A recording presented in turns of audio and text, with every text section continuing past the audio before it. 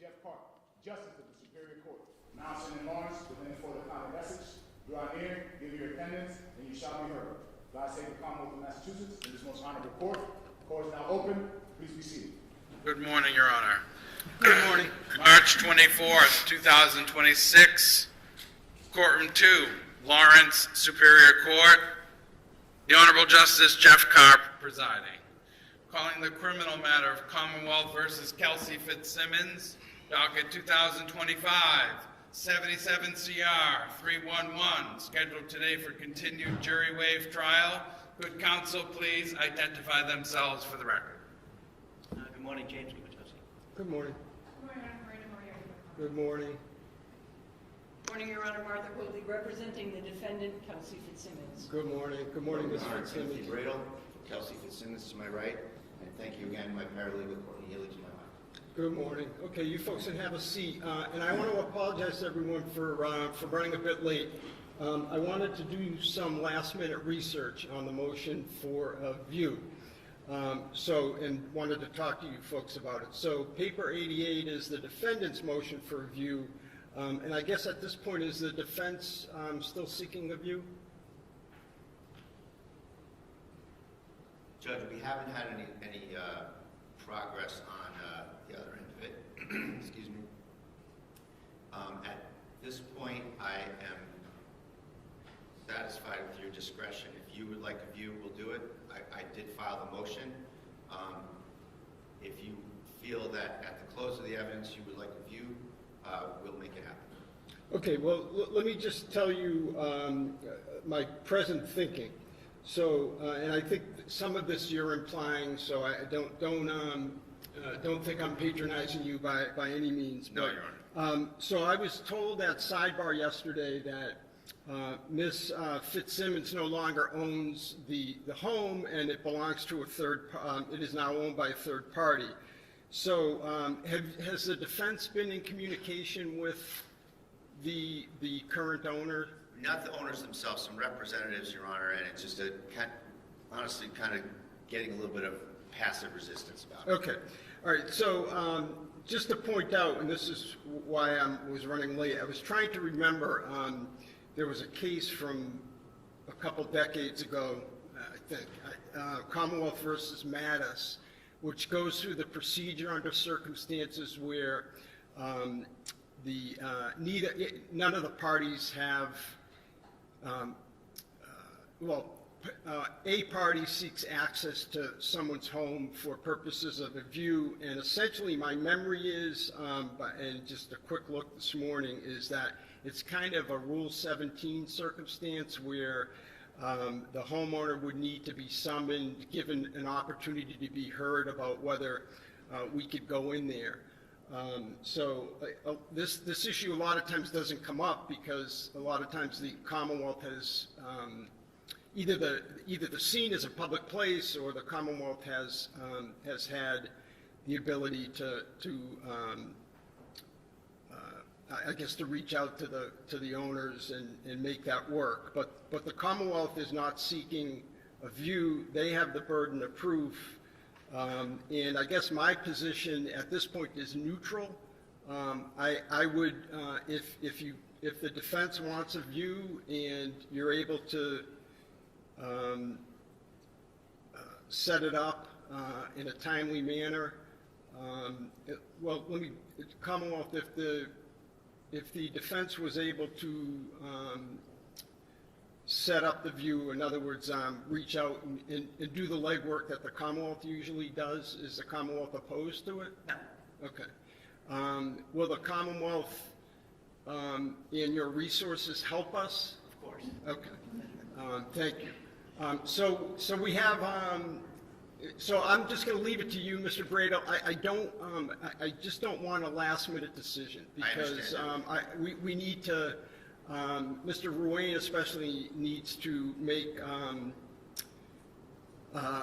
plans for transportation, et cetera. So I just don't. It seems to me that as for whether I need it or not, I think it's not my place to say. I know I did, in fairness to both sides, I did say that yesterday. and after thinking about it, I don't think it's my place to say. The Commonwealth has the burden. The defense has due process rights, as well as many other constitutional rights, and I'm open to accommodating a view. Thank you very Okay? much, Your Honor. Just let Mr. Ruane know sooner than later. Very good. Okay. And we wouldn't, I could just tell you now that we don't want to, force these people to do it. We don't want to get into a Right. thing with it, but I can tell you this from my perspective. Here I am talking again out of both sides of my mouth, which, from my perspective, it arguably is less helpful where the items in the bedroom or the layout and even like the bed and all that aren't the same.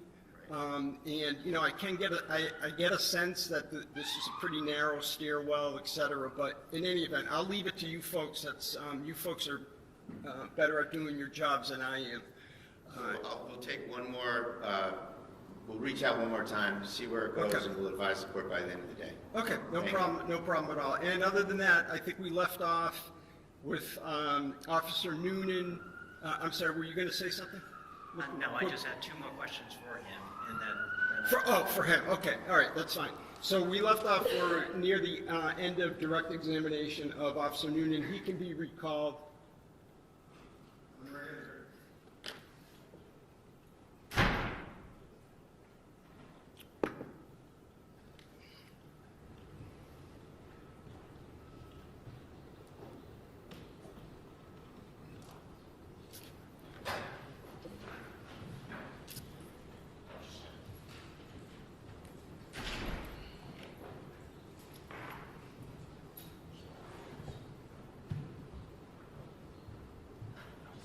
Just reminding you. Yes, sir, please. You can take the stand, sir. Good morning, Just sir. reminding you that you're still under oath from yesterday. Yes, sir. Thank you. Good morning, sir. Good morning. All set, Mr. Gubertosi? thank you. Sir, I just had a couple more questions for you. The firearm that you used on the 30th, what happened to it after you left the residence? So I secured the scene, and then once more officers showed up, they relieved me, and the chief had me walk with him to his car, and he took my firearm and he gave me his. You talked about Kelsey Fitzsimmons. Do you see her in the courtroom today? I do. Can you point to her and describe an article of clothing that she's wearing? She's wearing a sweater. May the record reflect she has identified the defendant. Yes, it may. Thank you. I have nothing else. Okay. Cross-examination?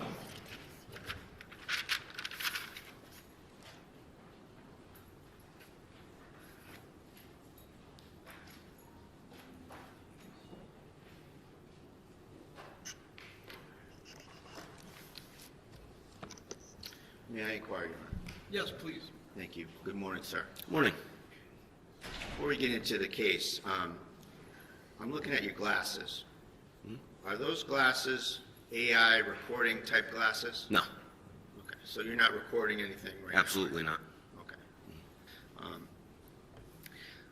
Let's go to June 30th at Kelsey Fitzsimmons' house. What time did you get there? I think right around 6 or 5:30, 6 o'clock. The upshot of that visit was that when you got there, you didn't secure the firearms, did you? No, we didn't. And you, collectively, meaning the three of you, you brought the guy getting the restraining order to the person he claims he's in fear of, correct? I wasn't aware that Justin was en route. That was Lieutenant Daly when he made arrangements with Justin. So you're saying that Allen. was, sorry, finish your answer. Justin I. Allen.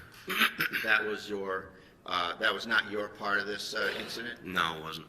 And you're saying that, oh, sorry. Excuse me one moment. One moment.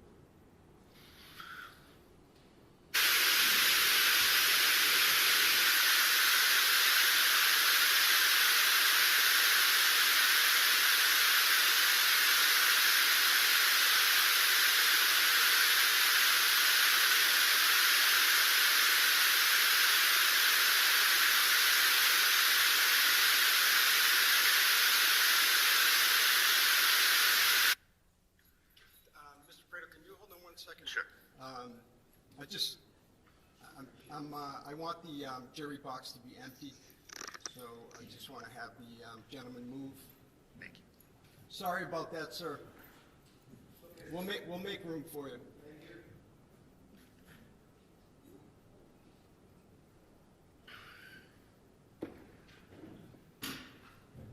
And just one second, Mr. Bradl. All set, Mr. Bradl. I'm sorry to interrupt you. No problem, Your Honor. Thank you. So, when did you become aware that Justin Elaine was coming to the house? I wasn't aware. Did you see him at all when you were there? No. You were aware that he came in and was walking around the house? No. You were not? No. Okay. You go upstairs with Kelsey and with Officer Houston, correct? Yep. Officer Houston leaves to see who's coming in downstairs?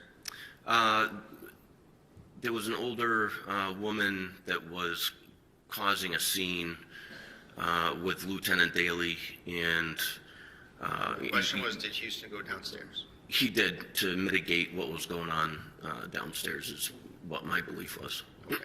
And you were with Kelsey when she had gone into her bedroom, correct? Yes.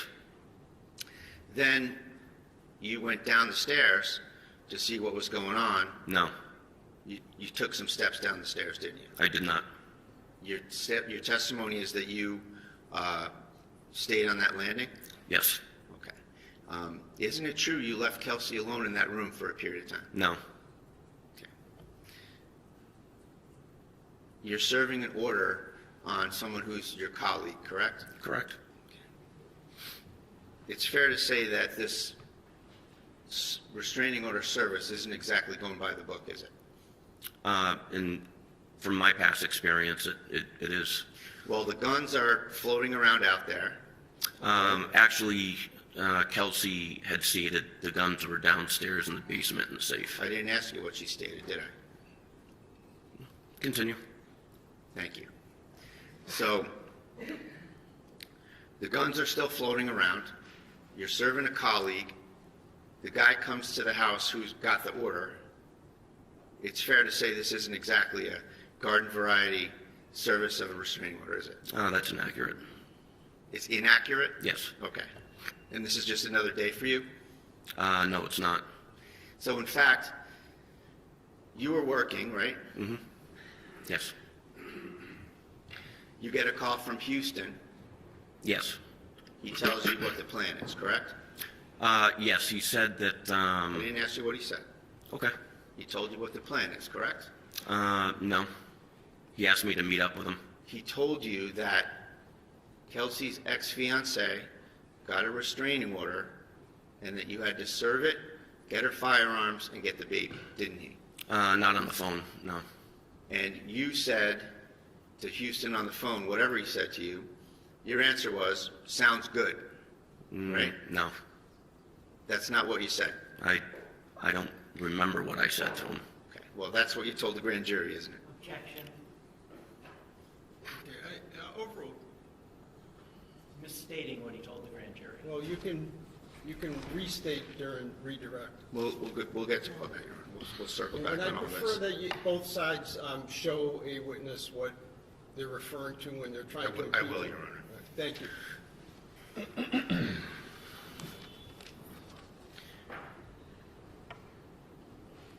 I want to ask you some questions about your relationship with Kelsey. Sure. You said that you didn't know her well, That's correct. and you said that she was on maternity leave most of the time. Is that right? Yeah, that's correct. And you also said that you got along well with her, right? For the time, I think we went to one or two calls together. Other than that, I worked a completely different shift, so So is we it got yes or along no? when we went to calls, yes. Did you get along well with her or not? Yeah. Okay. And did you think well of her? I really didn't have an opinion. I didn't have a chance to really get to know her. Well, do you know Maureen Teresi, your neighbor? Maureen Teresi. You gave her your opinion of Kelsey, didn't you? I don't remember. You called her a whack job, didn't you? I don't recall. I'm sorry, Mr. Bradl, I missed the question. Can you state Sure. that again? So I asked him if he knew Miss Maureen Teresi, his neighbor, Okay. and I said that he gave his opinion of Kelsey to his neighbor, and that he called her a whack job. And then you can answer again, sir. What was your answer? I don't recall. You don't recall? I don't. Is it possible you called her a whack job to your neighbor? It's possible. So that's what you really think about Kelsey, is it that she's a whack job? After she tried to kill me. And at the time, you went in there loaded for bear, didn't you? No. Well, let's see. You told the state police that the job was to section her, didn't you? It was spoken about that if she reacts badly during the restraining order, she may have to get sectioned. Well, that's what you said, that you had pre-planned that you were going to section her. It wasn't The job was to pre-planned. section her, isn't that what you said? No, that's inaccurate. So- Hold on one sec. Let me just go through some ground rules.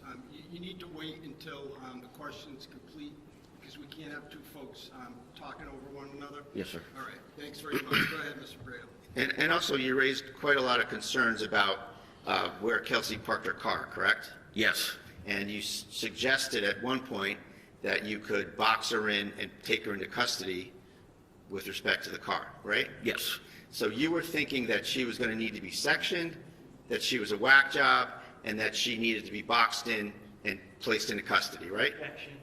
I'm asking about a state of mind, Your Honor. He has testified that he thought she was a whack job before he went there. Overruled. Those are all things that were in your mindset, weren't they? No. Well, you said them, right? No, that's inaccurate. Sectioning her, It was brought up by my lieutenant that she may have to be sectioned and you told the state police that part of the job was to section her. if she were to be sectioned. You didn't say that part to the state police, did you? I don't recall. Okay, well, we'll go over all this, don't worry. Okay. And so, with respect to the car, you testified in such a manner that you're suggesting that there was some suspicion attached to that, right? Can you rephrase? Yeah, you're suspicious of the fact that she parked the car 150 yards away, you said. Yes. So, your mindset is that she's evading something or she's up to something? Well, in my training and experience, the distance of where she parked her car from her house and having a baby, and also her behavior in the past where her car was always parked in the driveway, So you didn't know her very well. I knew where she lived, and I patrol the town, so I have to drive by her house. So she parks in the school next to her house. Yes. What are you thinking she's going to do? I don't know. I don't know what her mindset was. So you're speculating about any suspicion that's attached to that parking job, right? I was just suspicious about that. So she's in the house. You Yes. know she's in the house. No, I don't. You go to the house. You knock on the door. Daly knocks on the door. She comes out like a regular mom, Yes. holding the baby, wearing sweats, hair's probably in a ponytail, opens the door, Yes. right? So at that point, do you let go of your suspicions about where she parked the car? I was still curious as to why she parked her car over 150 yards away. Well, you're looking at it through your own lens as an investigator. Isn't it possible that there's 100 other possibilities in her life that maybe she parked there for some other reason? Could be. I don't know. Again, I don't know what her mindset was. So you go in there, and you are the only officer who has tactical gloves on when you go in there, correct? They're neoprene gloves, yes. So you're ready for anything, right? It's past practice with me after working in Lawrence for so long. I tend to glove up for sanitary reasons. I knew we were going to have to handle her firearms, so I didn't want to get any of my prints or anything on them. But you said you took them off fairly quickly when you got in there. Yes. And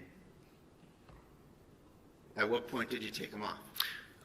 Right before she handed me the baby. So you hadn't yet touched the firearms, and you took them off. So that plan about not getting your prints on the firearms didn't pan out, did it? I didn't want to hold the baby with those gloves. They're pretty dirty. And while we're talking about holding the baby, it's fair to say that Kelsey Fitzsimmons, with 3 cops standing there, had her baby, and she's the one that chose to give it to you. Isn't Yes. that right? You didn't ask for it. Daly didn't order her to give it to you. She, with whatever her mindset was, chose you to take her baby. Isn't that right? That's correct. And she chose you to take a bottle and feed her baby, right? That's correct. And then this is 5 minutes before you say she tries to murder you, right? That's correct. Okay. Now, you said that you felt that the baby couldn't be comfortable because you had your vest on. So it wasn't comfortable, and you wanted to give the baby off to someone else, right? That's correct. A fair statement? Yes. Okay. Well, that's not what you said prior, is it? Well, I like to have my hands free as well. I don't like my hands tied up. That's what you said the last time, right? That when you spoke with the state police, that you didn't like having anything in your hands, and it was really a tactical reason why you gave the baby up, right? No, it wasn't tactical. I just didn't want to be holding the baby. Isn't it tactical that you want to have your hands free to deal with anything you have to deal with at this? I want to have my hands free on every call. What's that I wrong go with the to. word tactical? Why isn't that tactical? Can you rephrase that? What's wrong with the word tactical? There's nothing wrong with that. So why doesn't it apply? Because I said it? I'm sure it could apply. Objection, argument. I'll strike that, Your Honor. Why doesn't it apply? I'm sure it could apply. Sure. So for tactical reasons, you gave up the baby. But that's not what you said here at this trial, is it?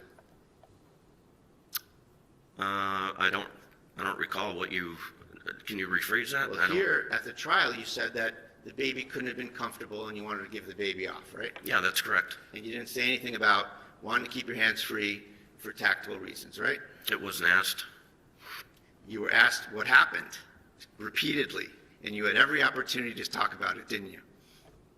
Sure. And you left it out. Not on purpose. We'll see. Mr. Bradl, comment like that isn't helpful, please. Sorry, Your Honor, motion to strike. You're moving to strike your own comment? I am. It's allowed. And that's very forthright of you.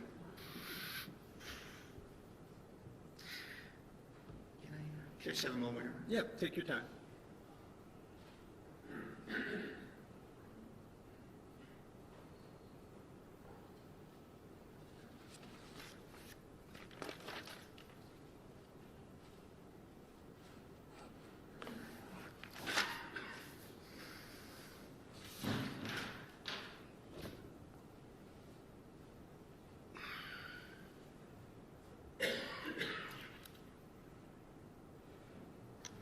I want to ask you something about your grand jury testimony that we alluded to.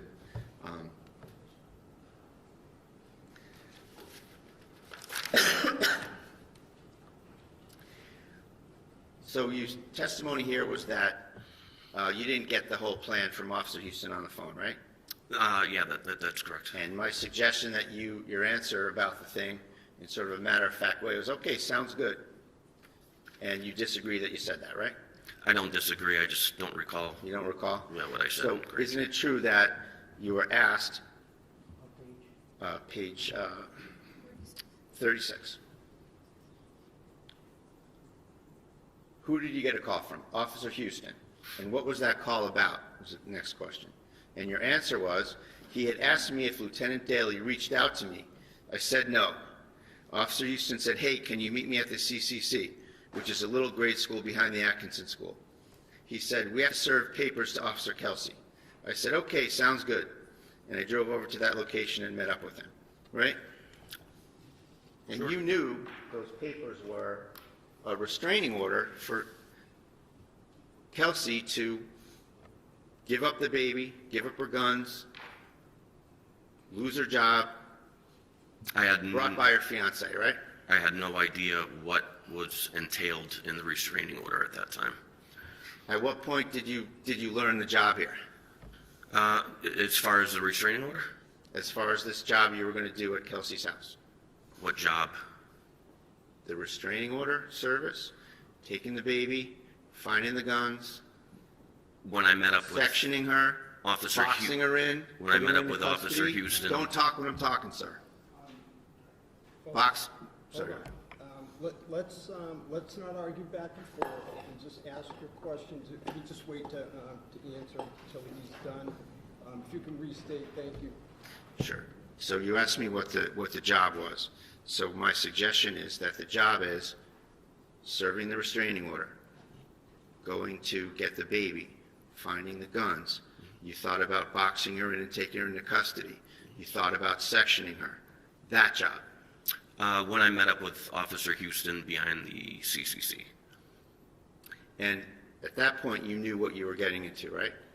After he explained what was going on, and we were pretty shocked.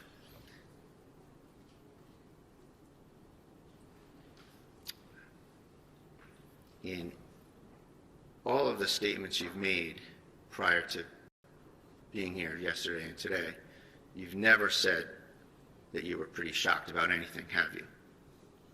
I don't recall. You weren't shocked. You were treating this like a video game, weren't you? No. Well, your first answer is, sounds good, like it's any other day, right? As to meeting up with him behind the CCC. Yep, sounds good. I'll see you there. Sounds good to meet up, okay.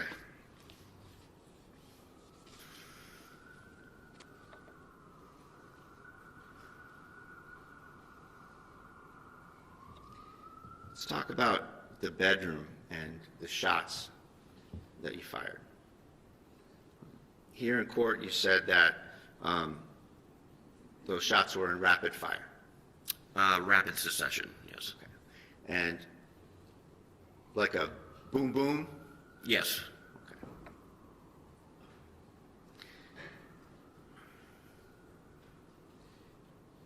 Now, that's not what you said to the state police, though, is it? That was 8 months ago, right around there. I don't recall. I said I shot twice, possibly. You told the state police that you pulled the trigger. This is 1232 in the audio. You told the police that you pulled the trigger once. You said the word once. And then you said, I kept giving commands. And then you said, I pulled the trigger again. That's a completely different scenario than 2 shots in rapid succession, isn't it? As far as the time frame, I was trying to recall the event as best as possible. But, rapid succession, you pull the trigger, pull it again. Yes, I pulled it twice.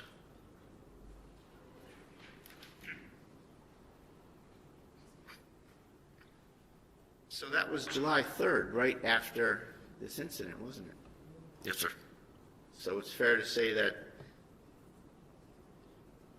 talking then is it's right after the incident, and now you're here in court.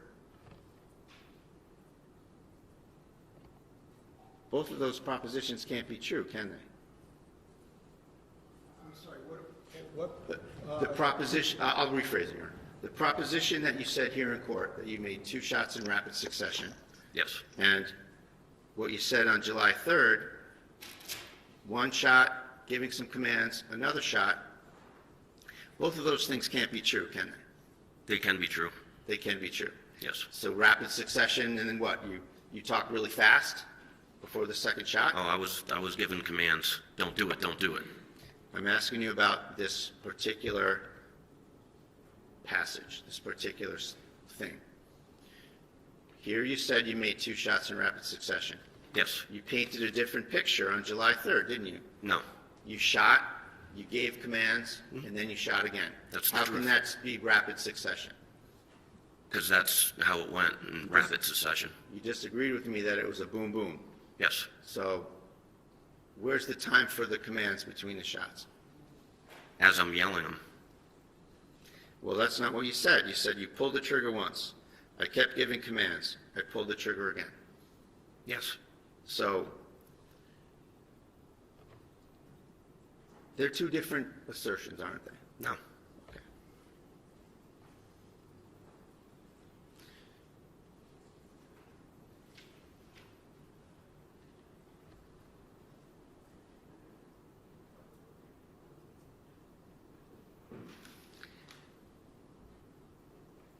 You gave a statement on July 3rd to the state police, right? A recorded statement? Yes. You testified yesterday and today. What was your preparation like for this case? To come in here and testify? I met up with Mr. Gubitosi, Attorney Gubitosi, How many times? I believe twice. And when when were those meetings? One was recently, I think last Thursday, and the one before, I can't remember. And when did you start prepping your testimony? On this past Thursday. Well, you probably started prepping your testimony about 5 minutes after the shooting, didn't you? No. When was the first time you were questioned about what happened? I think July 3rd. So everyone left you alone until July 3rd? Yes.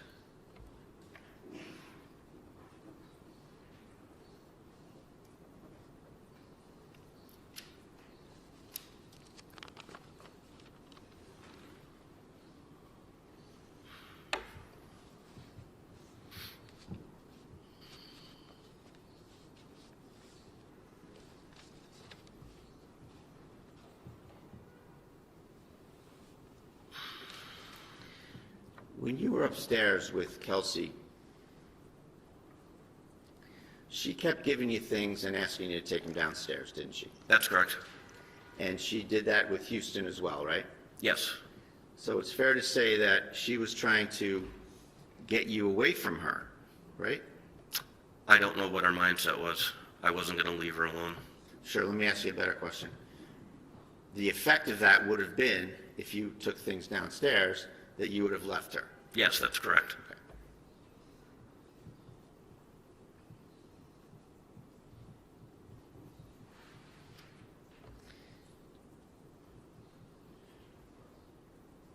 That's not consistent with her trying to kill you, is it? She's trying to get rid of you. Can you ask that question again? The fact that she's trying to remove you from the area where her gun is not consistent with her trying to kill you, is it? At that point, no.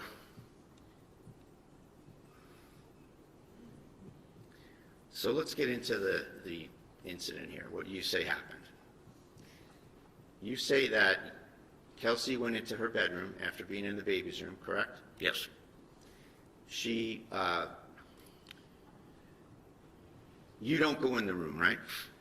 No, I stayed at the very top of the stairs, right before the door frame. All right, so it's fair to say you're on the landing, the top of the stairs, looking into the room. That's correct. And the room's got a lot of furniture in it, a lot of things everywhere, right? Yes. So you say that Kelsey has a change in her demeanor, right? Yes. She starts to shake and get upset, shaking uncontrollably, you said, right? Yes.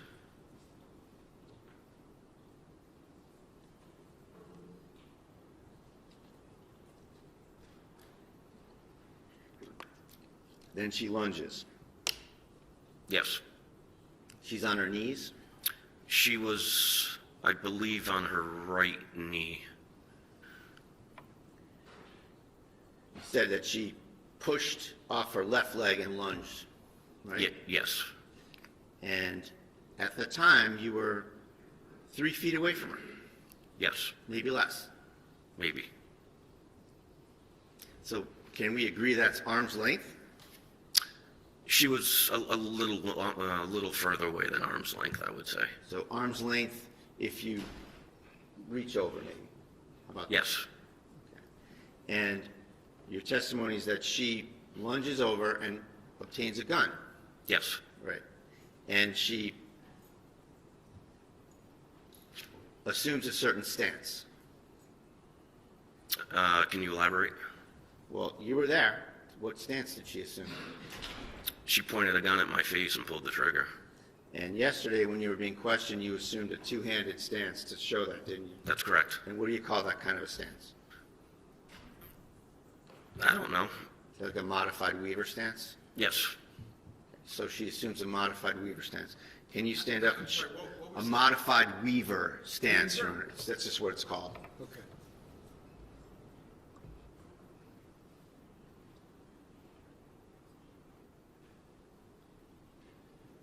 Can you demonstrate to us what a modified Weaver stance looks like?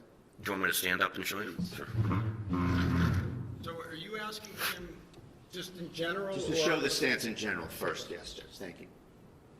So she grabs it, comes up, pulls the trigger. That's not, I don't think that's what he was asking you, but. So just what's the modified Weaver stance? What is it? Here.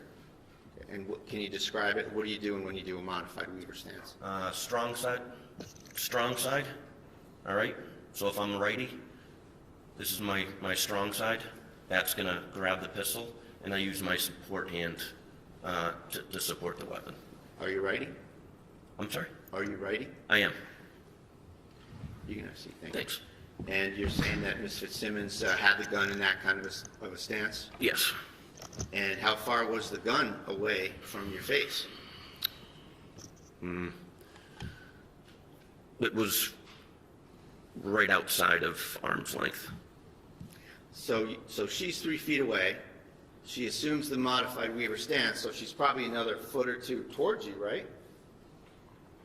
She stepped to the left. I don't know if she stepped towards me.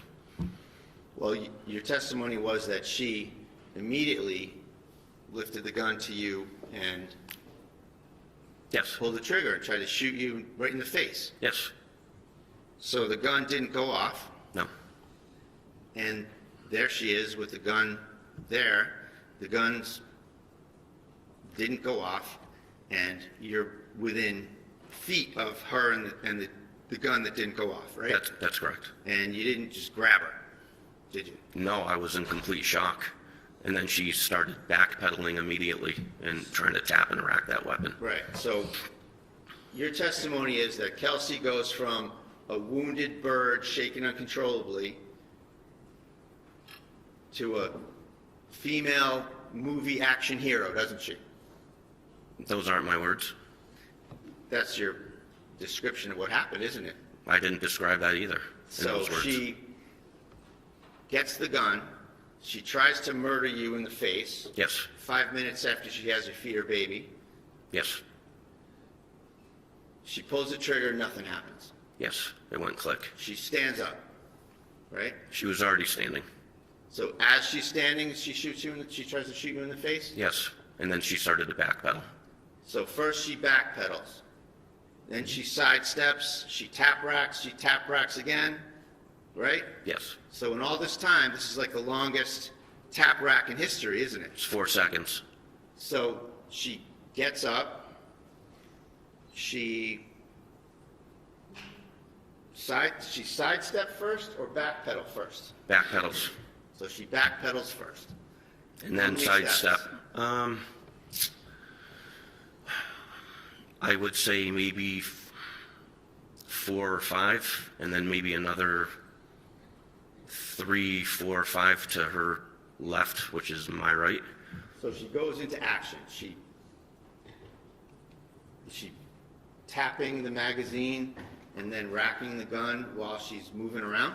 Yes, she's a well-trained police officer Who's a whack job? who tried to kill me. So, let's get the order straight. You said that she backpedals first. Yes, after she pulled the trigger. And nothing happens. Yes, And then she taps the magazine yes. and then racks the slide. I believe her hand slipped off. That's when she went and I was giving her commands, don't do it. And she re-racked and started to bring her right arm up. And then she does it again, right? Yes, And you actually have no idea whether she successfully racked it the first time or successfully racked it the second time, correct? that's correct. You don't know what happened. No, I don't. And so it takes a few seconds to take 4 or 5 or whatever steps back towards the air conditioner, right? From beginning to end, once she pulled the gun on me and pulled the trigger, and by the time I shot her, it was right around 4 seconds total, if not 3.5. It was very fast.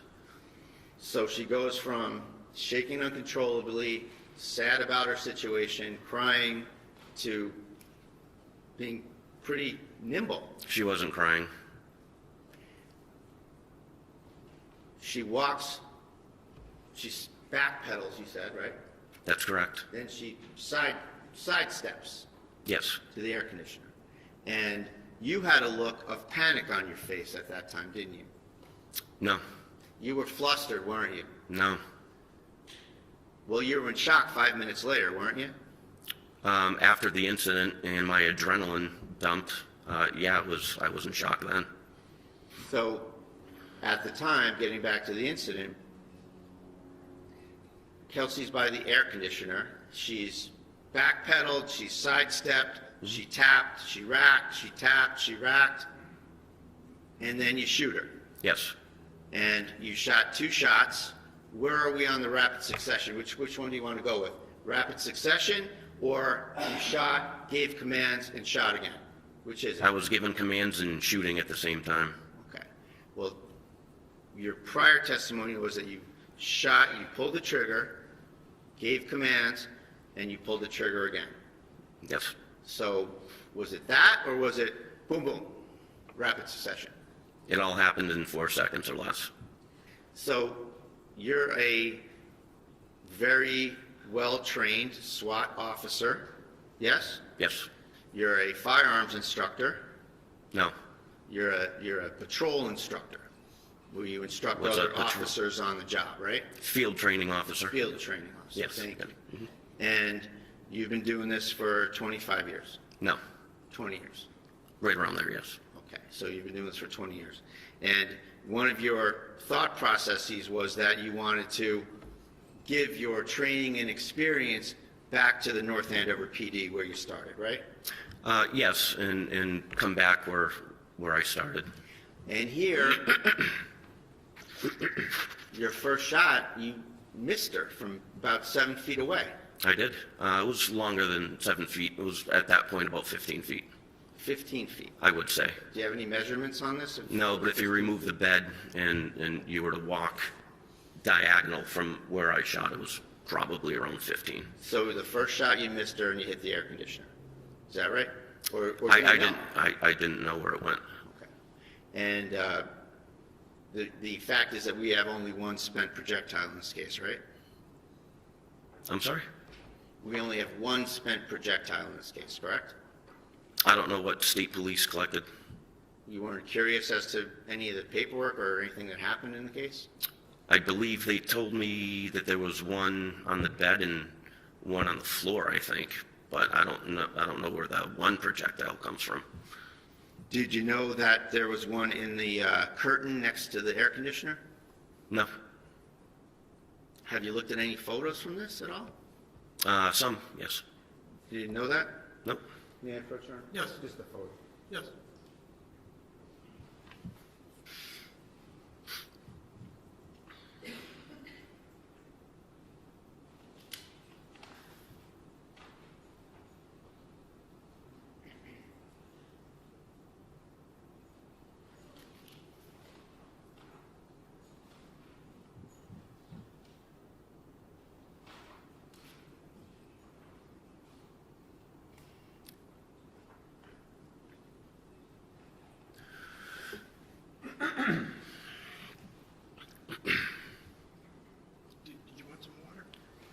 have some?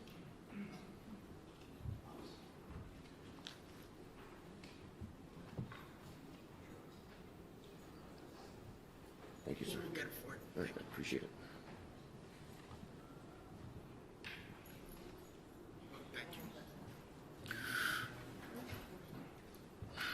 Thank you.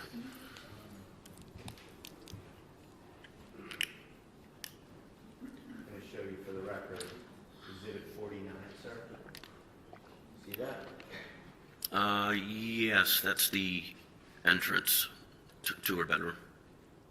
And is that a fair and accurate depiction of kind of the stuff that was there at the time? I didn't see any of that at the time because I was facing forward. That's a completely different angle. Well, that's the area where you say that she lunged to, right? There, yes. That would have been my left. Yep. Now, at some point, there was a safe there, wasn't there? A green safe. I have no idea what was there. Didn't you speak with Officer Kaur at the scene? Yes, I did. And Officer Kaur, you said that you ordered him to do something. You remember that? I did. You ordered him to take the gun and get it out of there? Secure it. And what were you doing at the time you ordered him to do that? Rendering aid to Kelsey Fitzsimmons. So you're over by the bed. He would have had to go in that area to get the firearm and secure it, right? So I placed the firearm. You can't see the right side of the door frame. So if you were to walk into that bedroom and look right, there's some sort of, I don't know, nightstand or something. I put the weapon right there.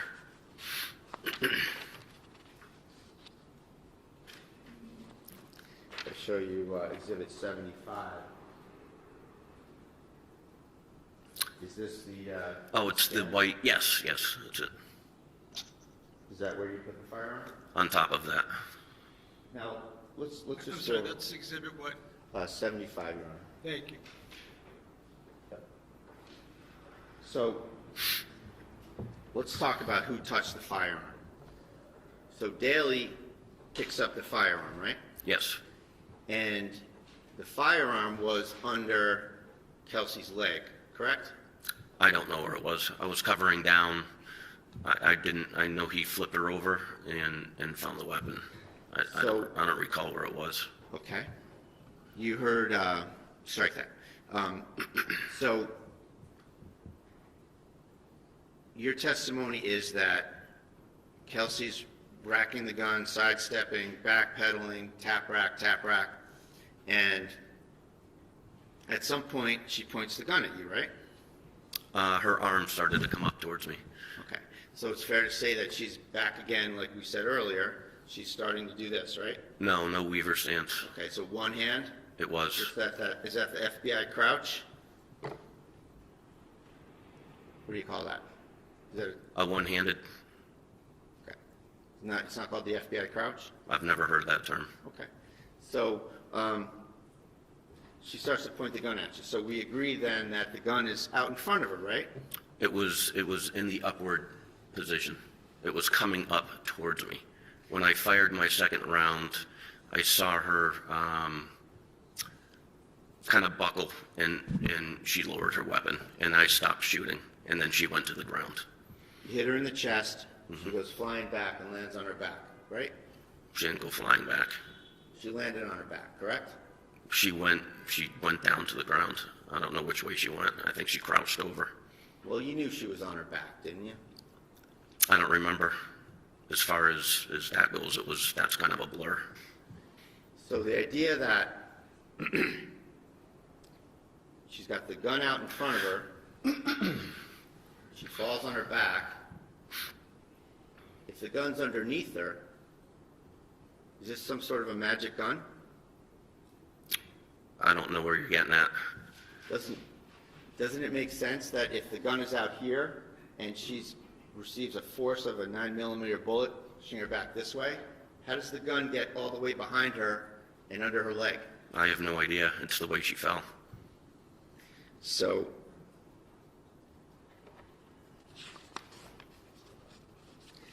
So back to the notion of who touches the gun. Daly picks up the gun, right? Yes. Daly puts it on the bed, correct? Yes. And you don't like that? I don't. It's too close to her. Okay. Well, she's sitting there with a gunshot wound to her chest, with you there and Daly there. Isn't that fair to say? Yes. So then you touch the gun, right? I do. And then you move it to the white shelf, bookshelf. Yes. And then Core arrives. And Yes. then you tell Core to grab the gun and secure it, right? I do. And then Core has it. Does he take it into the hallway? Maybe. I remember just focusing my attention on Kelsey. Sure, understandable. So you're focusing on Kelsey, and you're giving her first aid. Yes. Well, Lieutenant Daly was starting to work on her. Well, is it fair to say that at first you still had your gun on her, but then you helped with the first aid? Yes. Okay. Afterwards. So that was your primary focus, was once you felt that she was not a threat to you on your testimony, you started to assist with the first aid, right? Yes. And you and Daly are rendering first aid, and then Core comes, right? Yes. Yes. And you say, get that out of here, secure the gun. Yep. Make it safe. Okay, so it's fair to say that Core does that, but your attention is not on what he's doing, it's on rendering first aid, right? That's correct. So you don't have any knowledge or observation of what Core did with the firearm, right? No.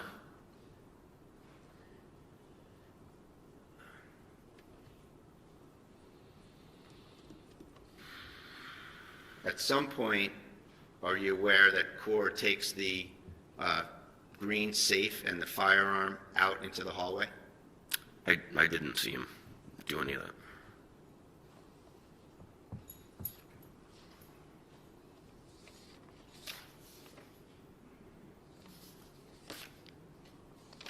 I'll show you Exhibit 51. Do you recognize that? Yes, I do. So Exhibit 51 is the left side of the door frame where you say that Kelsey lunged, right? That's correct. Is that how it looked when she lunged over there? I didn't see that when I was in the hallway. Do you know anything about that shoebox with the orange lining? I have no idea. Do you remember seeing that chest with the brown leather trim on it? I thought it was an end table when I walked out of the room. Do you think that the gun came from any of those areas there? With how quick she grabbed it, I think it came from that box, but I don't know.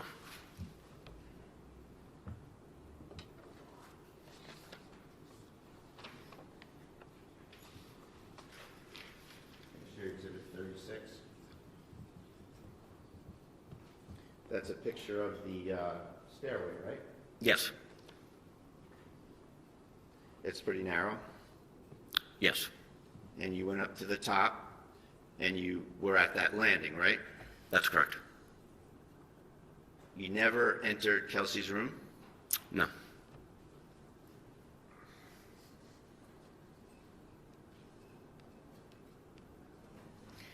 So you said that you were shocked that Kelsey was quickly grabbing a gun and putting it in your face? Yeah, absolutely. And you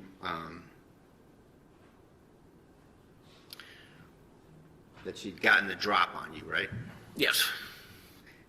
And at that point, you feared for your life, you say, right? Absolutely. And you panicked, and you shot her. No. Well, you missed her from just a few feet away. It's hard to shoot a moving target or anything moving.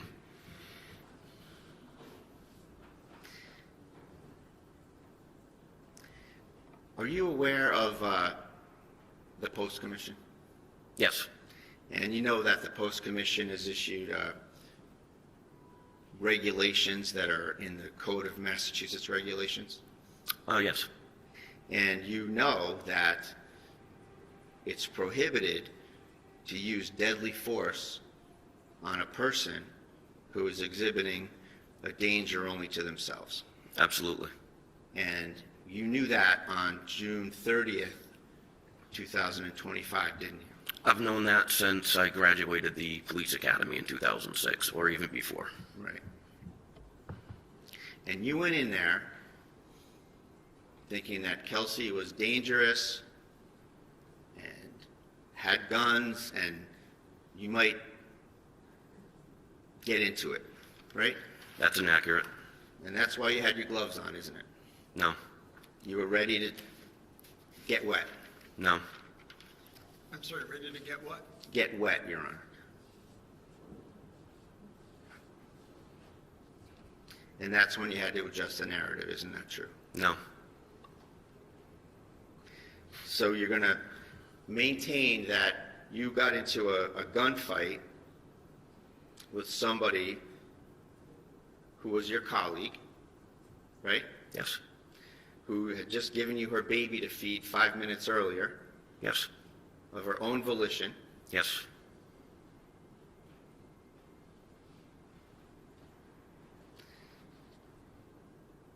She developed some sort of a homicidal animus towards you for what Justin Elaine just did to her, right? I don't think it was, unbeknownst to me, I didn't know Justin was in the house.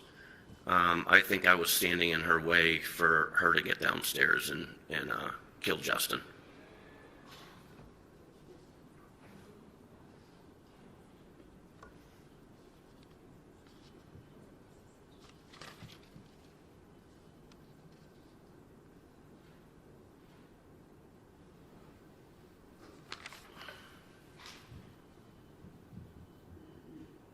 I assume this is in hindsight. Hindsight, yep.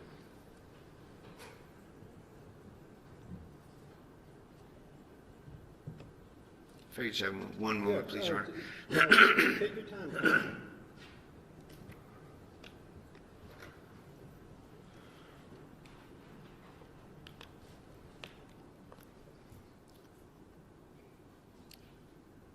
Did you have a taser?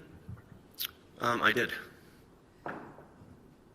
Did you think maybe to use the taser when she pulled the trigger and the gun didn't go off? No. You meet deadly force with deadly force. She's 3 feet away from you? Yes. Could have just grabbed her, couldn't you? No.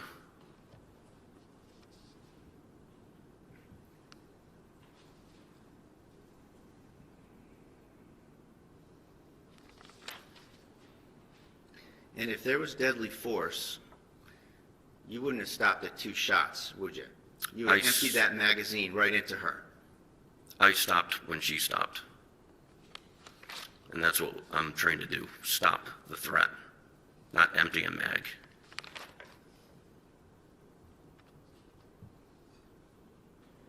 What were some of the things that she asked you to bring downstairs? I think there was a basket of books, and I believe some clothes. I think she put him in a car seat. What did you say to her when she asked you to bring him downstairs? I said, we'll deal with that later, and I put him down.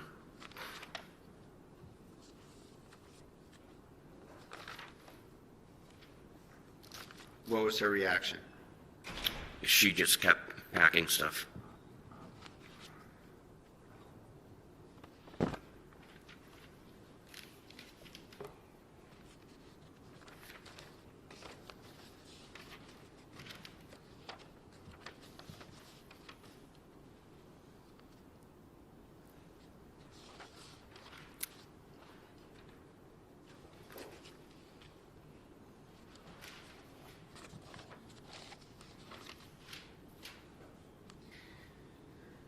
So you said that you were, you'd started your career in the North Andover Police Department, correct? That's correct.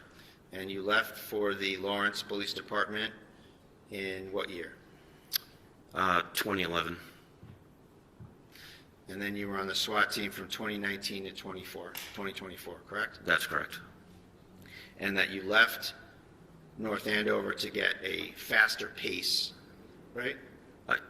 What do you mean by a faster pace? Busier. Are you talking about when I left North Andover to go to Lawrence, or? Yes. A busier atmosphere. More action. More calls for service. More what, I'm sorry? Calls for service. Calls for service. I wanted more experience. And you were there for how long? In Lawrence? Yeah. From 2011 to 2024. 2024, you go back to North Andover, correct? Yes. And you said that you wanted to bring your training and experience back to where it all started, right? Yes. Meaning you wanted to offer officers at North Andover the benefit of your training and experience, correct? Correct. You said that you only have 10 years left, getting older, the slower pace is what's needed, right? Yes. So,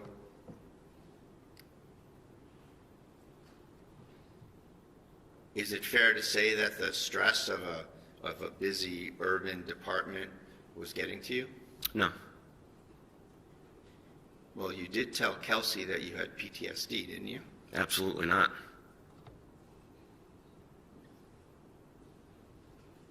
So slower pace, and you just wanted to grace the department with your training and experience, correct? Yes. Is that right? Yes.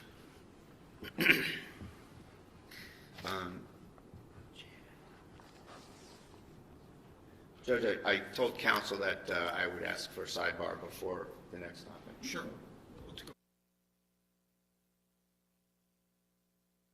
So, as I stated at sidebar, we should discuss in open court what was raised at sidebar, which we will do outside of Officer Noonan's presence. So we're going to take a break so that Officer Noonan can stand down. In the meantime, I want to direct this to the folks, the audience members.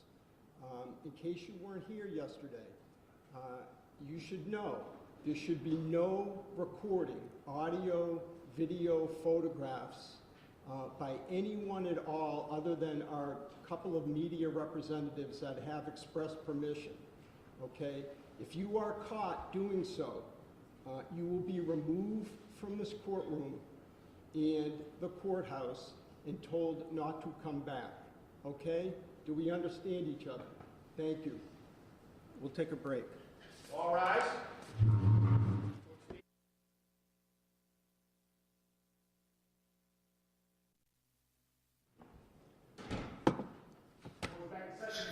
Your Honor, we're back on record on the Kelsey Fitzsimmons matter. All counsel and the defendant are present. Okay.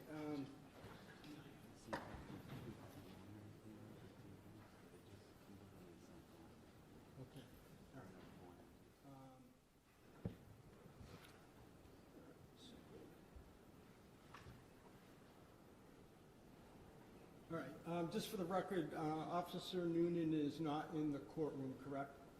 No, Okay. Mr. Bradl, do you have additional counsel sitting with you? Judge, yes, thank you. I want to introduce Ryan Leonard and Julie Hess. They're attorneys that are working with us in the probate court, and I wanted to ask if it would be all right if they were up here because they've been assisting us with various factual matters. Would that be all right with the court if they sit here? Conwell, you take a position? No, but if they file appearances in this case. Yeah, I think you'll have to file these limited appearances for the day. That's fine. And let me just let me get your names. I'm sorry, your names again? Julie Hess, H-E-S-S. And you? Ryan Leonard, L-E-O-N-A-R-D. Okay. Welcome. Thank you. Thank you. All right. So let me just discuss what we were, or just raise what we were discussing at sidebar. So, Mr. Bradl came to sidebar, asked for permission to explore three areas on his cross of Officer Noonan. The Commonwealth reminded me that this topic or topics are addressed in a motion in limine that the Commonwealth filed prior to trial that I deferred ruling on, which is paper 62, Commonwealth's motion in limine to prohibit questioning regarding current duty status. Mr. Bradl, let me just start by paraphrasing what I think the three areas are. Yes, sir. And then you can tell me. You wish to explore three areas on cross with Officer Noonan on the grounds that the areas could show or do show that he was offered promises, inducements, or rewards for his testimony. Right? That's the theory. Yep. The first being, generally speaking, that he was not drug tested after the shooting. Is that what you're saying? That's Okay. right, Your Honor. I'm sorry? It was a town policy. It's a town policy that after there's a serious incident, that the town would drug test the officers involved. Okay, so number two, and I may not have these in the order that you raised them. Number two was that essentially you allege Officer Noonan missed a shift sometime after the shooting. Perhaps it was, let's say, medication related, generally speaking.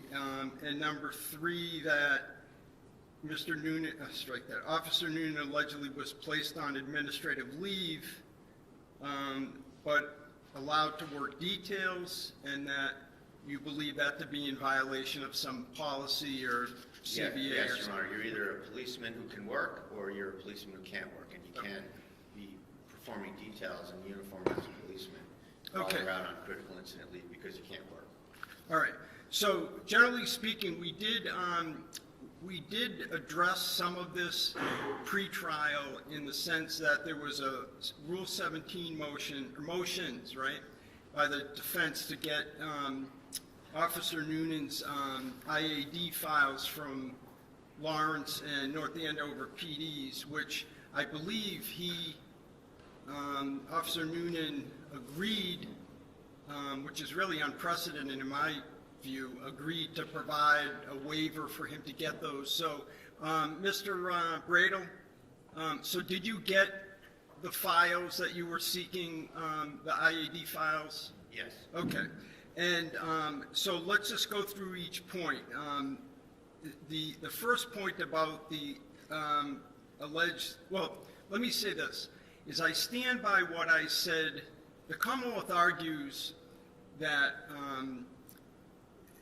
these areas or these questions, strike that, that there's no view of the evidence that could show that any of these three things would be promises, inducements, or rewards under our rules, because whatever the North Andover Police Department did, they did as a product of their own administrative duties, and has nothing to do with the prosecution team, and there were no promises made in exchange for his testimony.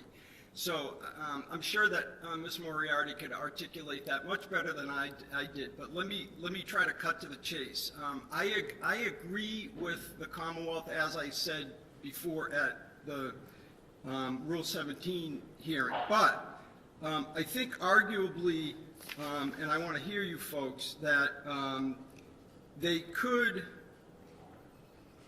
be asked, again, I need to drill down more, but they could be asked to show some kind of bias in the sense that North Andover Police, let's say, allegedly,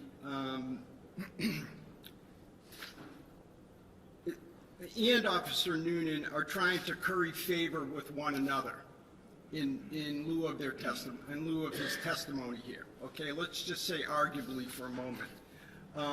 But let's just go back now, Mr. Bradl. What's your basis for saying that, for alleging that he wasn't drug tested and that there's some policy, or does the Commonwealth concede? The Commonwealth concedes he wasn't drug tested, but that the Commonwealth's position is that that's not a policy, that there's no violation of any policy because the collective bargaining unit policy trumps the general personnel policy of the city. And so, in that way, there's no potential promise reward. Can I put something else? Yeah, please. I didn't write in my paper as I was doing it. I think, again, this goes to promises, rewards, or inducements. Officer Noonan provided grand jury testimony and a recorded interview to the Commonwealth days and then in August. And all of these incidents happened well subsequent to that. I understand. And there's no claim that Officer Noonan has substantially changed his testimony from what he stated in grand jury or what he told the police on July 3rd. So again, there's no plausible showing of consideration in exchange for his testimony that has been remarkably consistent since July 3rd. Okay. What do you say to Is that? remarkably consistent? Yes. Okay. So I don't think that's really the issue right here. No, it is, because the Commonwealth raises a good point. So even on Take a even crack on at well, the even other on, side of it. No, even on my theory, and just give me a moment. Sure. Even on my theory that arguably, let's say that each side, again, not the Essex DA's office or the prosecution team under Rule 14, but let's say the police department and Officer Noonan are trying to curry favor with one another.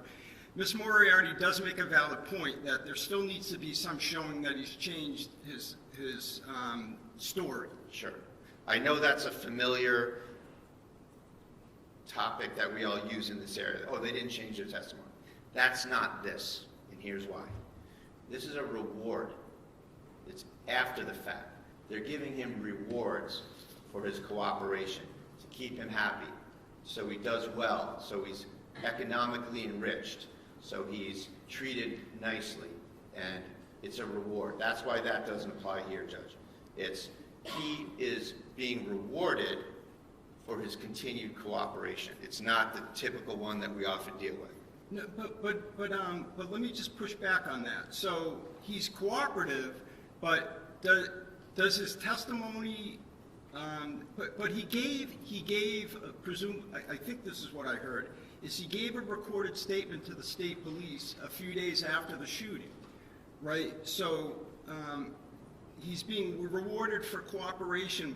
What, for doing his legal duty? That is, show up when he's summoned to testify in open court? I think the fact that there's a legal duty attached to someone testifying doesn't eliminate the fact that you can be rewarded for what you're doing. You can get special treatment outside the rules. And I think that goes to the heart of cross-examination, where if someone has a rule made up just for them, that they can be a cop on a detail, but they don't have to be on the schedule because they're out on leave because they can't perform their job, that's a remarkable, unprecedented, in my research and investigation, an unprecedented accommodation. Well, is it unprecedented, or is it a legally binding part of the CBA? No, it's in violation of that. Okay, so I don't, go ahead, Ms. Moriarty. Judge, and I'm frankly less concerned about this issue where you're the fact finder. I think it's the right thing to do is to keep this as any other, as we would treat any other witness, where it doesn't matter what employment decisions North Andover Police and Officer Noonan have, that's the employment decisions, just like IA files, are not part of the prosecution team, are not part of Rule 14. North Andover couldn't promise Officer Noonan something without the approval of the district attorney's office. So I think that, again, that interplay, if there is any interplay there, has nothing to do with Officer Noonan's testimony here today. Okay, but Mr. Bradl says that this absence of drug testing was in contravention of the CBA? I don't think he hasn't brought forward the CBA. He has no good faith basis to ask these questions. Okay. All right, so, Mr. Bradl, let's move on to the second point.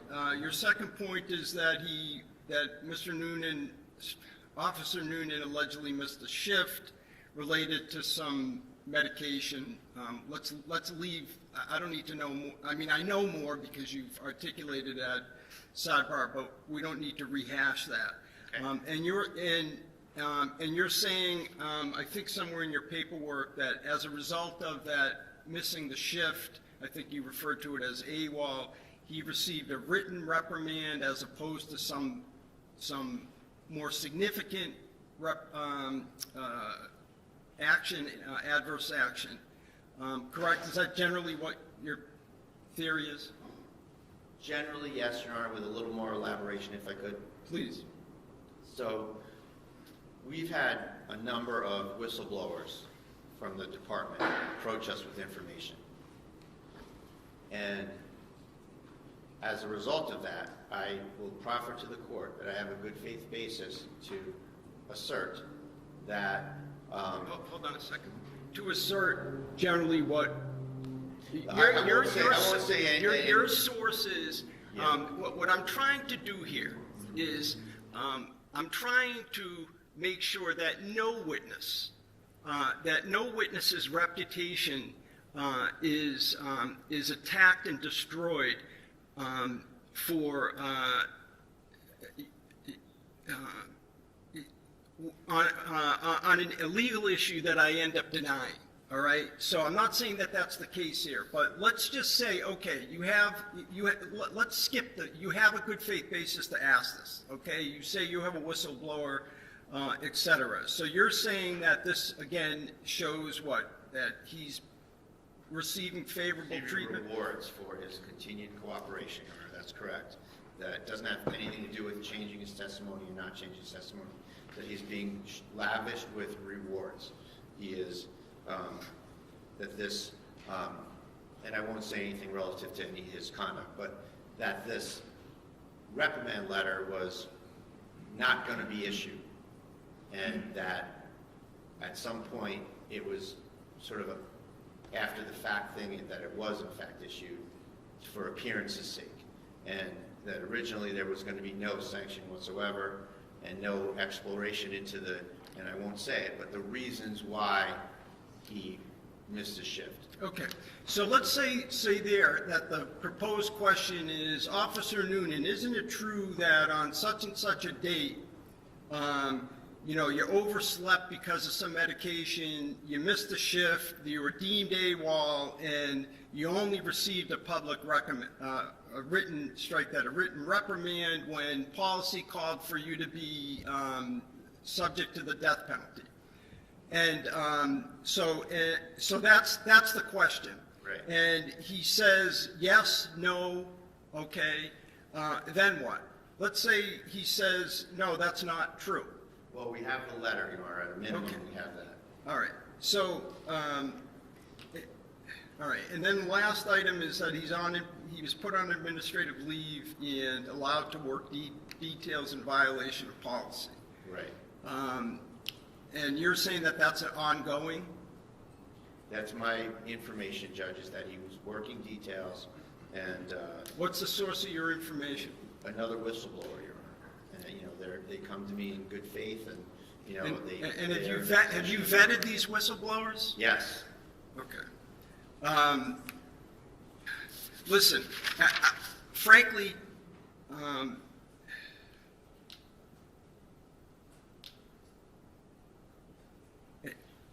if this was a jury trial, and I realize I'm talking out of two sides of my mouth again, because I said yesterday we're going to treat this just like a jury trial. If this was a jury trial, this would be an easy decision. The decision would be not even close on your proffer, denied. The objection to this would be sustained. I'm going to allow one question each as to each of these areas. Mr. Bradl, you'll accept whatever the testimony is under oath to that answer to that question.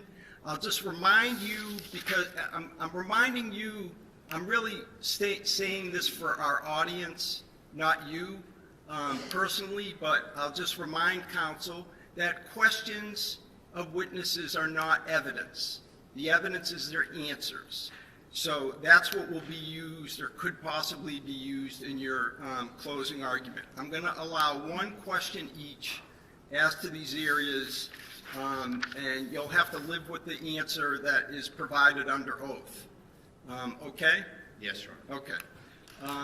And do you need to speak with Officer Noonan about this before he returns Commonwealth? No, Your Honor. Okay. All right. So he may resume the stand, Officer Noonan.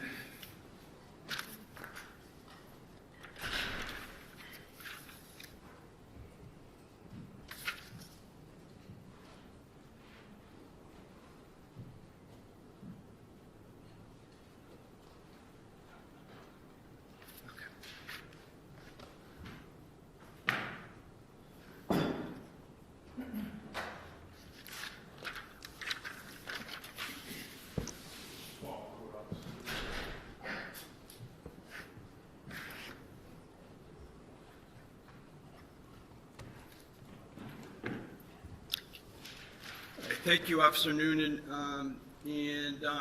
Mr. Bradl, you may continue your cross-examination. Thank you, Your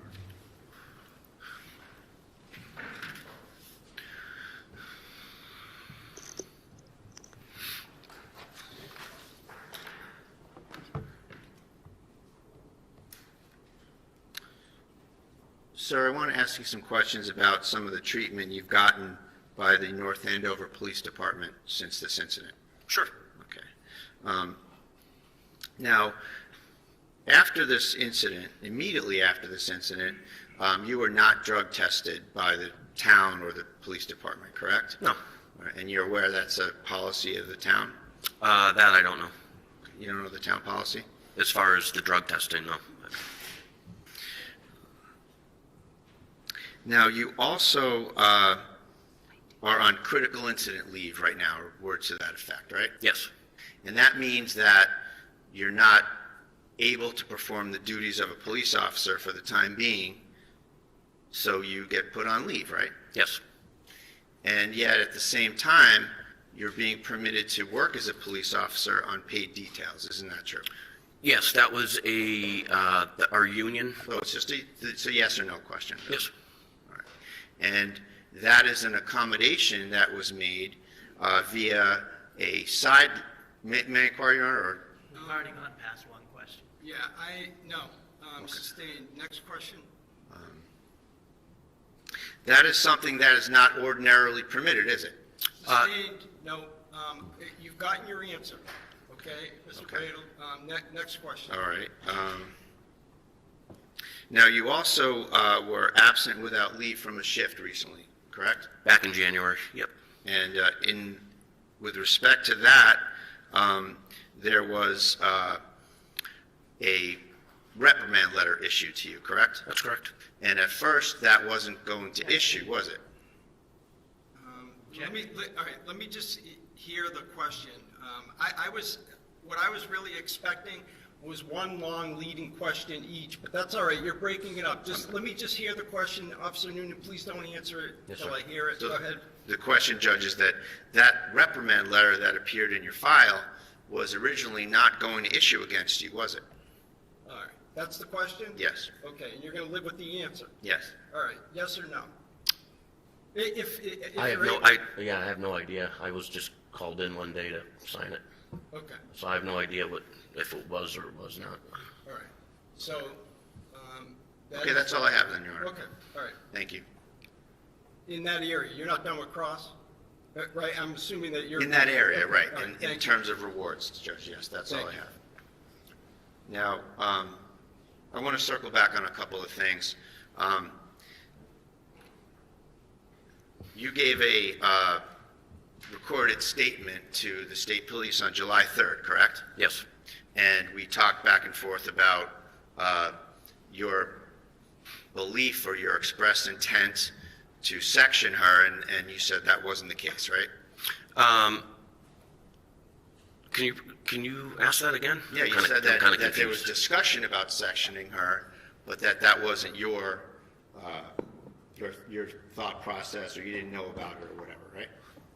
When we discussed it, behind the school, it was brought up that she may not take this well. She may have to get sectioned. She was sectioned prior, so. So here you're saying that it was a speculative possibility. Is that fair to say? It could have been a possibility depending on how she took the restraining order, respectfully. Judge, if I may, I'd like to play a recording from the state police interview from July 3rd. For impeachment purposes? Yes. All right, any objection? Okay, sure. We should probably, we need to mark it for ID at least, unless you're seeking to admit it, but let's take it a step. I'm just I'd be playing a prior inconsistent statement, Judge, for. Okay, so we're going to have to mark it for ID. I don't know, do you have a mechanism to be able to do that? Is it on a thumb drive or something that can be marked?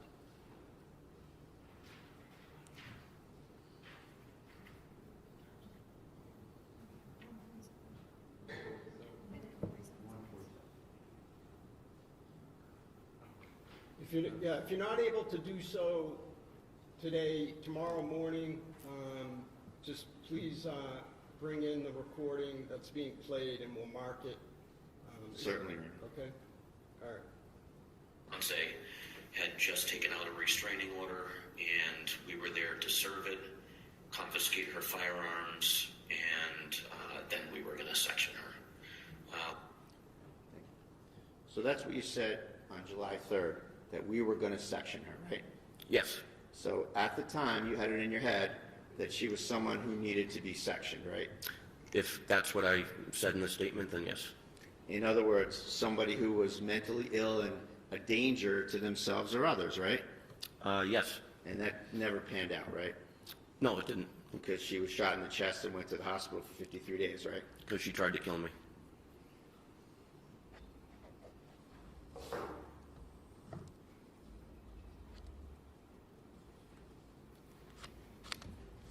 Now, I asked you earlier about whether or not you talked to Ms. Fitzsimmons about PTSD type symptoms. You recall that? No, I don't. You recall me asking? Oh, you asking? today? Yes. Okay. And isn't it true that you went on a call with her in August of 2024? That was a extremely difficult call involving a murder-suicide where the murder was of a baby. Yes, right? that was horrific. And you and Kelsey went to that call, right? With other officers, yes. And you had shared some texting after that, right? Yes. I was being a senior officer trying to help out a rookie go through a traumatic event. And your phone number, I don't want to give out the phone number, but it's fair to say that you had, Kelsey had your phone number. Yes. I think we were all in a group text. And it's a 978, I'll just leave it there. That's correct. Okay. And so in that text, you said to Kelsey, relating to your past career, I spiraled down a rabbit hole, a very dark place. This happened years later in my career. We can speak in person about that. I have a guy I've been going to for years, like 10. And when I feel like I'm off, I call him, and all I have to say is, I need a tune-up, and he does me in. Right? I don't recall that, but if that came from my number, then I had that conversation with her. I don't remember that at all. All right. May I approach her? Yeah. And I apologize, I have to do this on my cell phone. This just came up this morning. I can choke out. Okay.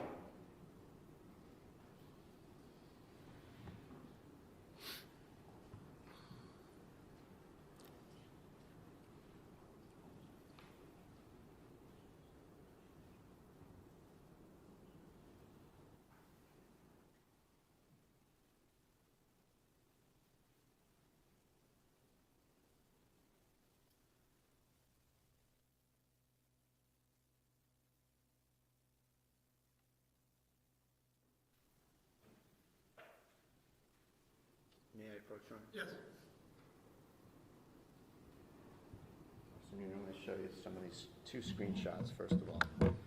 First of all, that's a Yep. contact, and that's your phone number, and it says Noonan, right? That's correct. Okay, so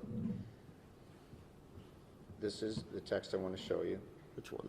This one right here. Yeah. And you can scroll up and down if you want, but this is, the black part is you, and the blue part is Kelsey, right? You can get some context. Wait, I'm in blue? Kelsey's in Oh, blue. Kelsey's and in you'd blue. be in black, yeah.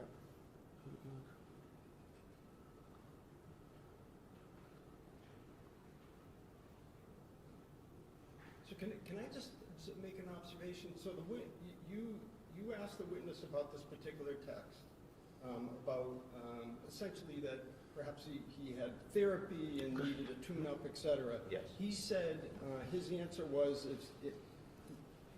he basically is not contesting the Yes. authenticity of that. So what are we doing now? Well, it's tricky, Judge, from where I sit, it's tricky that when a witness says, well, if that's what it says, so I feel like I need to establish that's what it says, that's all. Okay, thanks. And so- Fair enough. And I think I can leave it there.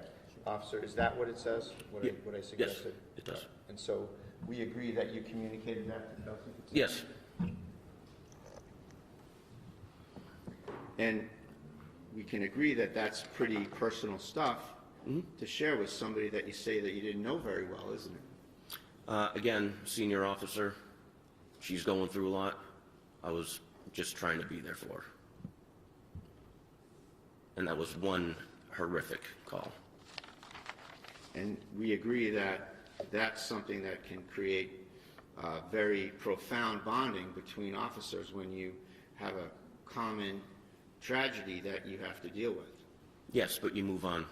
You go back to work.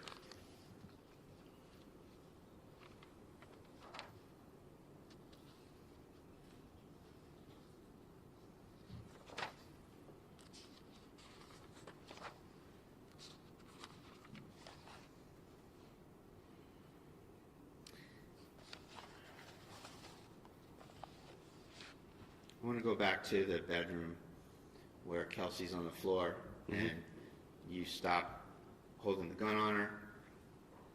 You assist Lieutenant Daly with first aid, Yes. okay? And you were asked by the ADA, what did she say when she was on the floor? Recall that? I Just don't yes or- remember just that. Yes or no, just the context of being asked that. Maybe. Yeah. Okay. And see if this refreshes your memory. You said that she said, it hurts. She said, it hurts. I, meaning you, said, keep breathing, you have a baby to live for, Yes. right? And that was your testimony about what she said and what you said, right? Yes. And that was the truth? Yes. And that was the whole truth? Yes. Now, when you were interviewed by Attorney Bennett of the CIC investigation, Yes. you painted quite a different picture, didn't you? No. You had something to add that made you look good, didn't you? No. You said to Attorney Bennett,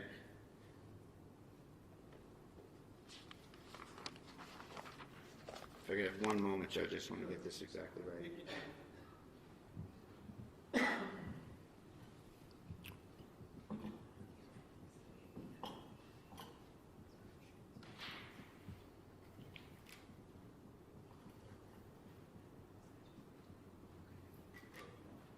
Just need a moment, all right? No problem, take your time.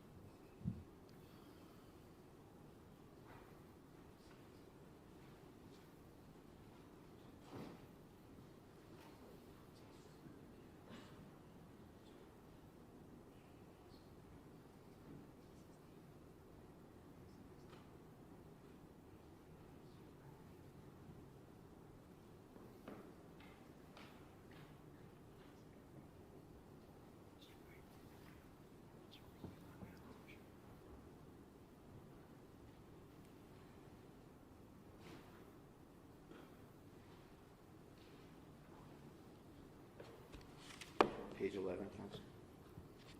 The 80-something page report, 90-page report?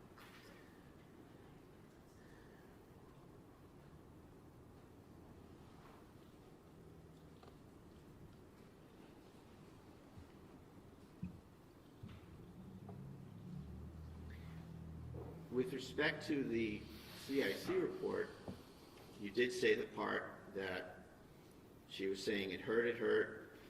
I told her to just keep breathing. Do you recall that? Sure. You have a son, you know you want to be here for your kid. Does that ring a bell? I didn't hear that last. I'm sorry, you have a son, you know you want to be here for your kid. Okay. You said that to Mr. Bennett? If it's there, yes. Then you added something quite memorable that you didn't say here in court. Isn't that correct? You tell me what's in it. I don't know. You said that she reached up, she grabbed my hand, I held her hand, consoled her, and then I asked her, why? And she stopped talking and just literally just looked right through me, death stare. If That's it's there, what you then said. yes. If it's there, that's what I said. And you didn't say that here in court today, did you? I didn't remember. I totally forgot about that. You forgot about something like that. Mm-hmm. Nothing further, Your Honor. I'm sorry. No more? You're done? Yes. Okay, redirect. So I'm going to show you what's been previously marked as exhibit number 57. Is that a better picture of that Yes. area that you put the gun, Yes. that Officer Court took? Yes. You also stated just during cross-examination that you knew Ms. Fitzsimmons had been sectioned before, correct? That's correct. And did you know that before the call? I did. Okay. And did that factor into how you were assessing the situation in the house? Yes. Did that factor into the team, you, Houston, and Daly, about the fact that you were never going to take your eyes off her? That's correct. Okay. Counsel had asked you about the first time you making a statement about what happened was July 3rd, correct? Yes. Did you tell anybody what happened before that? Before I didn't July? hear that. Oh, sure, I'll say it again. Counsel had asked you whether you had, the first time you made a statement about what happened in the room was July 3rd, correct? Yes. Okay. Did you tell Officer Corr what happened? I did. Did you tell Lieutenant Daly what happened? I did. Did you tell Officer Houston what happened? I did. What did you say? I said she tried to shoot me. Thank you. Nothing else. Objection, Judge, that's hearsay, and I have a motion to strike. Okay, it's overruled. Do you have recross? No, Your Honor. I'm not, just to be clear, I'm not, Mr. Bradl, I'm not, I did not allow that last statement in for the truth, just for a state of mind, Thank you, Your Honor. all right? And to rehabilitate as well. All right, no further questions for Officer Noonan from either side? I take the silence as a no. Thank you very much. You may step down, and Commonwealth, you can call your next witness. Sorry. Judge, can we approach sidebar before the witness departs? Before the witness departs, Right. oh, you are almost out of here. You didn't move quick. You didn't move fast enough. All right, yeah, we can go to sidebar.